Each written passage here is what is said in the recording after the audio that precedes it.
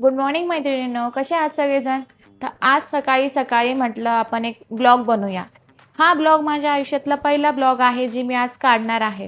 तर तुम्ही मला नक्की सांगा कमेंटमध्ये की मी ब्लॉग बनवू की नको बनवू, म्हणजे मला जमतंय की नाही जमत. मग पुढच्या वेळेस मी तुमच्याशी गप्पा मारायला पण येऊ शकते, लाईव्ह येऊ शकते आणि तुमच्याशी बोलू पण शकते. तर तुम्ही मला नक्की कमेंट करा आणि सांगा की मी ब्लॉग कसा बनवला आहे. ब्लॉग छोटासाच असणार आहे कारण हा माझा पहिला ब्लॉग आहे.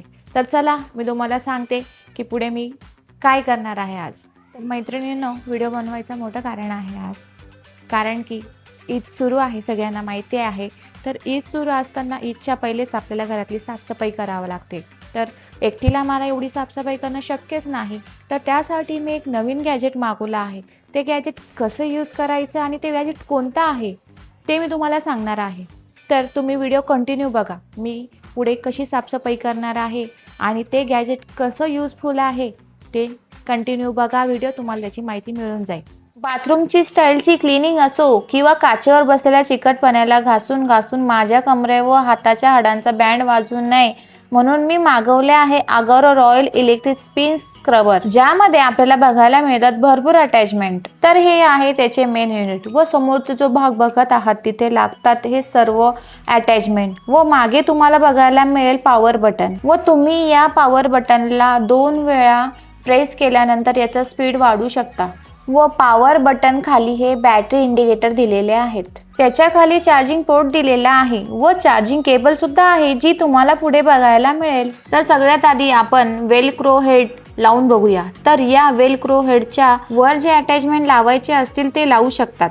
तर चला हे सर्व दिसत असलेले अटॅचमेंट कसे लावायचे व त्याचा वापर कसा करायचा हे एक एक करून तुम्हाला समजावते. सगळ्यात पहिले आपण बघत आहोत स्मॉल ब्रिस्टल ब्रश. हा डायरेक्ट मशीनला लावता येतो. दुसरा आहे लार्ज ब्रिस्टल ब्रश. हा तिसरा आहे पॉइंटेड ब्रिस्टल ब्रश. जेथे फ्लॅट शेपचे ब्रश पोहोचू शकत नाही तेथे हा उपयोगी येतो. चौथा आहे फायबर स्पंज ब्रश. याचा उपयोग आपण किचन काउंटरला क्लीन करण्यासाठी करू शकतो. पाचवा आहे स्पंज ब्रश. याचा उपयोग काच पुसण्यासाठी किंवा आरसा पुसण्यासाठी करू शकतो व त्याचसोबत कारला बाहेरून क्लीन करण्यासाठी सुद्धा याचा वापर करू शकतो. सहावा आहे वूल क्लॉथ ब्रश. याचा उपयोग आपण पॉलिश करण्यासाठी करू शकतो. सातवा आहे क्लॉथ ब्रश. तर याला आपण पाणीला वेप किंवा सोक करायचं असेल तर तिथे याला वापरू शकतो. तर तुम्हाला फक्त याला वेलक्रो हेडला चिटकवायचे आहे. याचे 2 स्पीड ऑप्शन मिळून जातात. एकदा प्रेस केल्यानंतर 300 RPM स्पीड मिळते व दुसऱ्यांदा प्रेस केल्यानंतर 400 RPM स्पीड मिळते. अशा प्रकारे तुम्ही वेलक्रोला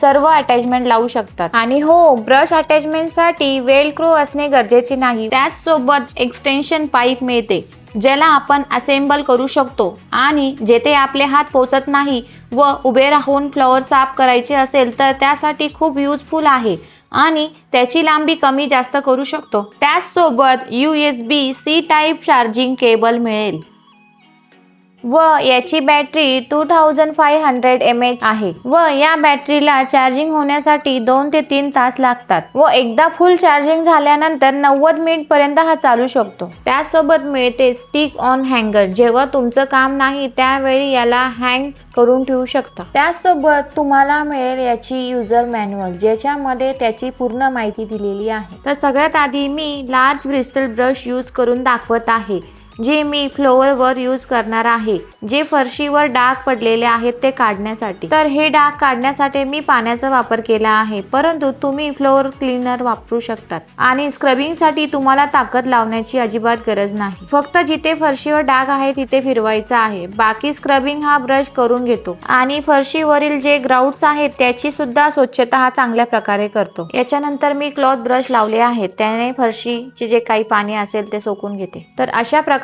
तुम्ही फरशीला हट्टी डागांपासून मुक्तता देऊ शकतात. यानंतर मी किचन काउंटरला क्लीन करत आहे. तर यासाठी मी फायबर स्पंजला अटॅच केलेले आहे व किचनवर पाणी आणि लिक्विड टाकले आहे. तुम्हाला व्हिडिओमध्ये दिसतच असेल की अशा प्रकारे किचन काउंटर क्लीन होत आहे. त्यानंतर जे कॉर्नर्स आहेत कर्टिंगच्या खालील ज्याला स्वच्छ करण्यासाठी पॉइंटर क्रिस्टल दिलेले आहे ज्याने सर्व कोपरे क्लीन होऊन जातील. आणि हो, याची पूर्ण साफसफाई मी नंतर करणार आहे. मी तुम्हाला समजवण्यासाठी थोडक्यात करून दाखवत आहे. तर बघू शकता किती चांगल्या प्रकारे हे क्लीन झालं आहे. त्यानंतर हे माझ्या घरातील वुडनचा टेबल आहे जो सामान ठेवून ठेवून त्याची पॉलिश गेली आहे. तर वूल क्लॉथ ब्रशने याची मी तुम्हाला पॉलिश करून दाखवते। तर तुम्ही बघू शकतात या प्रकारे तुम्ही पॉलिशचं काम हे अटॅचमेंट लावून करू शकतात। तुम्हाला दिसत असेल कशा प्रकारे चमकत आहे। याच्यानंतर वॉश बेसिनला क्लीन करायचं आहे, तर यासाठी मी स्मॉल ब्रिस्टल ब्रशचा वापर करत याची क्लिनिंग करत आहे आणि या ब्रशला किचन बाथरूम बेसिन मध्ये वापर करू शकतात। तर तुम्ही बघू शकतात किती चांगल्या प्रकारे क्लिनिंग झाली आहे। त्यानंतर जिथे काच आहे तिथे स्पंज ब्रशचा वापर करून ग्लास क्लीन करू शकतो।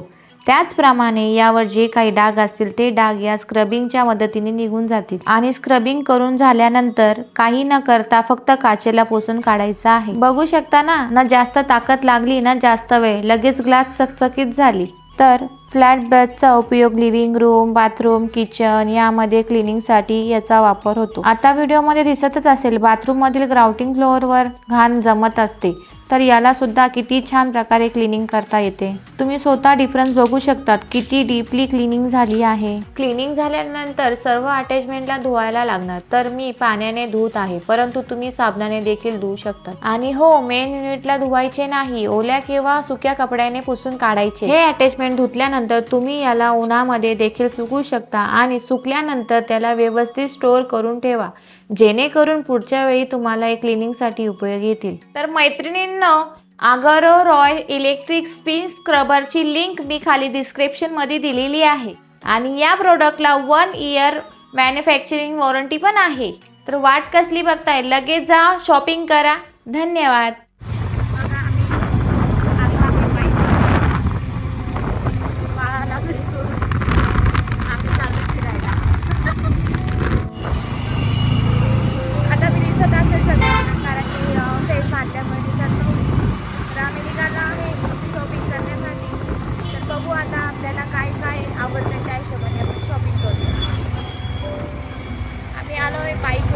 खूप ऊन आहे, तुमच्या इथे आहेत का ऊन एवढं कडक?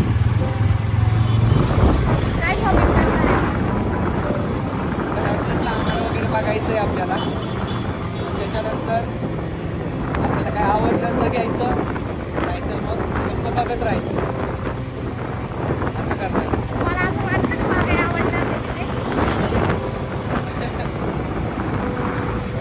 मी जर आता म्हटलं घ्यायचं आहे मग तुम्ही घेणार, तुम्ही म्हटलं आवडलं तर बघू। बघूया मला काय काय आवडतं। मला तर जे जे आवडणार ते मी घेणार। दाखवते तुम्हाला काय काय घेतलंय।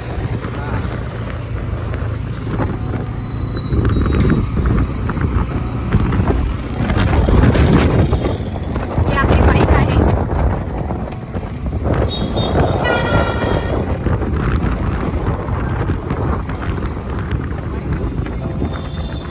बाईक आपण ऑक्टोबरमध्ये घेतली, कसं ऑक्टोबर की नोव्हेंबरमध्ये घेतली आहे ती। ऑक्टोबर, हां बरोबर, तुमच्या बर्थडेच्या पहिले घेतली ना? छान आहे, बाईक पण छान आहे। मी डिलिव्हरी नंतर पहिल्यांदा किंवा दुसऱ्यांदा बसली आहे, कारण मी प्रेग्नेंट होती त्यावेळेस मला या गाडीवर बसता येत नव्हतं। आता मी बसले गाडीवरती, छान वाटतंय।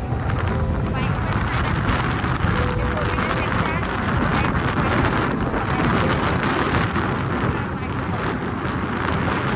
बाईकवरचं पण मजा मैत्रिणींनो, आज रंगपंचमी पण आहे, तर जागजागी म्हणजे असे टप्प्याटप्प्यावरती रंगपंचमीचा सण उत्सव होत आहे।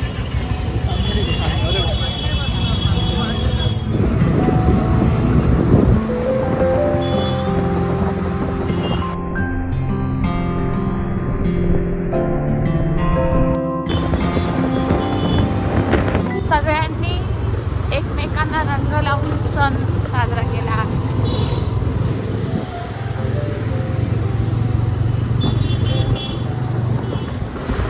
मला एवढी जमत नाही शूटिंग करण्यासाठी, पण मी ट्राय करत आहे। तुम्ही मला पण सांगा की मी ब्लॉग कशी बनवायला पाहिजे, ट्राय करायला पाहिजे। आणि ते तुमचं कुठून बघतात ते पण विचारा। हो, तुम्ही कुठून माझे ब्लॉग बघत आहे ते पण मला सांगा कमेंटवर, आणि मला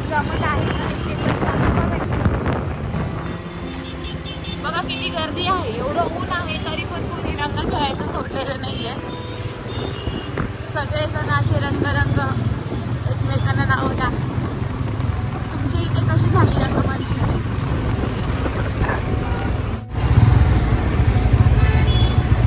बघा किती छान रथ चालली आहे.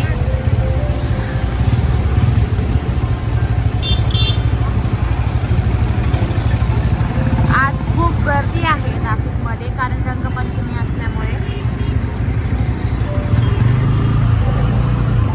आम्ही पण चुकीच्या टायमावर निघालो काय माहिती बाहेर फिरायसाठी.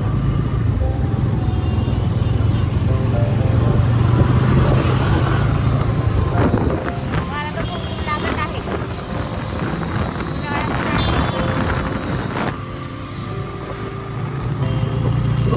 बोलता बोलता आम्ही रस्ता चुकलो. मलाच माहित नाही रस्ते. मी विसरून जाते रस्ते. मला रस्ते समजत नाही. यांना बरोबर लक्षात राहतात रस्ते. मी हुशार आहे ना. हा हे हुशार आहे.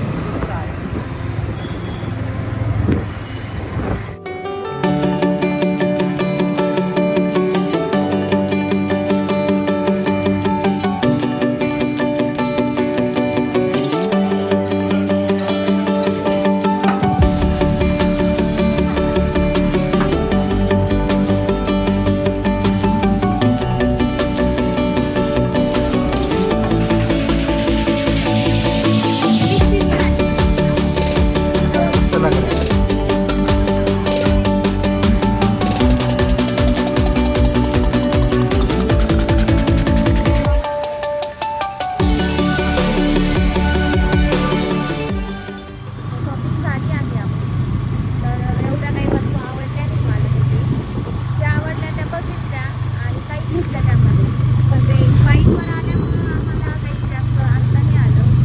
तर वस्तू छान होत्या आणि आम्ही पहिल्यांदा शॉपिंग करणार आहोत. पेंडिंग ठेवल्या आहेत. तुम्हाला दाखवेल मी काय काय शॉपिंग केली आहे.